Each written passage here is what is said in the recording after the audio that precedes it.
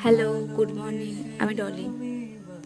অনেক দিন পর না, হ্যাঁ অনেক দিন পর, আমি অনেক দিন পর পরই আসি। তো আজকে একটু মন্দিরে যাব, সেই কারণেই ভাবলাম একটু ভিডিও করি, তাই ভিডিওটা করা। আমি আর আমার বান্ধবী যাব। তো চলো এখন রেডি হয়ে নিই, তারপরে তোমাদের সাথে কথা হচ্ছে। আর এই যে শাড়িটা দেখছো না, এই শাড়িটা পরে আমার অষ্টমীর দিনের অঞ্জলি দেওয়ার কথা ছিল, এবছর পুজোর।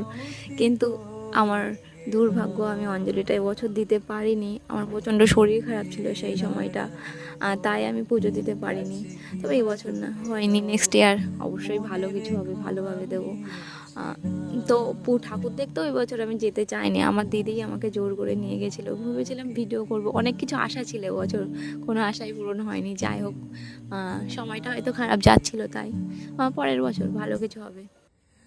আসলে খারাপ সময় না আসলে আমরা ভালো সময়ে গুরুত্ব দিই না, ভালো সময় চলতেই থাকলে আমরা সেই ভালোটার কোনোভাবে গুরুত্ব দিতে চাই না। খারাপ সময় আসে বলেই আমরা ভালো সময়টার গুরুত্ব দিই। হয়তো আমার খারাপ সময় চলছে, একটা সময় ঠিক ভালো সময় আসবে।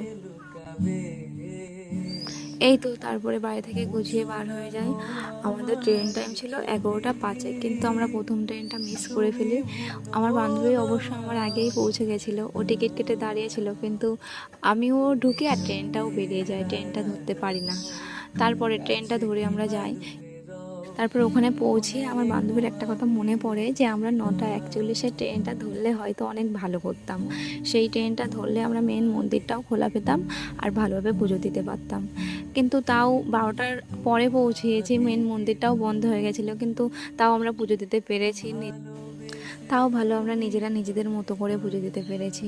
ভগবান যেটা করে অবশ্যই ভালোর জন্যই করে। শুনে খুব খারাপ লেগেছিল ও যখন বলেছিল মন্দিরটা বন্ধ হয়ে গেছে, আমি ভেবেছিলাম হয়তো কোনো রকমভাবে পুজো দিতেই পারবো না, কিন্তু তাও ভালো আমরা পুজো দিতে পেরেছি। কিন্তু মেন মন্দিরটা দর্শন করে তারপরে আমরা এসেছি, ওখান থেকে বেরিয়েছি। আমি মিনতি করে গেলাম, তুমি তারপরে পুজো দিয়ে আমরা অনেক ছবি তুলি, অনেক ঘোরাঘুরিও করি। তারপরে আমার প্রচণ্ড খিদে পেয়ে গেছিলো, কারণ আমি সকাল থেকে কোনো কিছুই খাইনি। আসলে সকাল থেকে উঠে কাজ করছিলাম, সেই কাজের মধ্যে দিয়ে আমি ভুলে গেছিলাম যে আমি কোনো কিছু খাইনি, জলও পর্যন্ত খাইনি। তবে যেটা হয়েছে ভালোর জন্যই হয়েছে, সব কিছুই ভালোর জন্যই হয় সব সময়।